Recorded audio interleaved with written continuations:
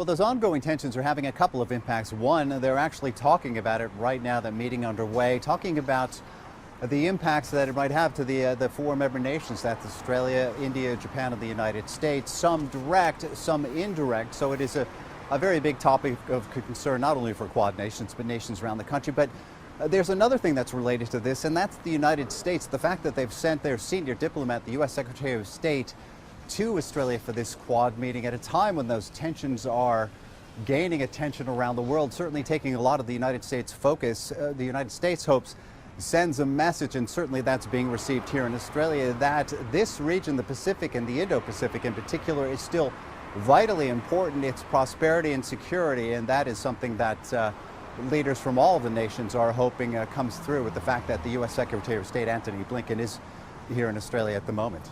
So apart from the tension in Ukraine, what more can you tell us about the key agenda?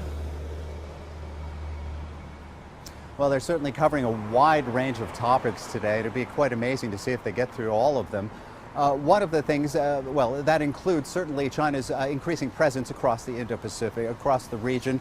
Also, maritime security, disaster response. That's an interesting one, especially from a humanitarian perspective, considering what's happened in Tonga recently and the continued efforts to get humanitarian aid to that country. And across the Pacific Island nations, climate change, another one that Pacific Island nations know better than most countries in terms of the impacts of rising temperatures, rising sea levels as well.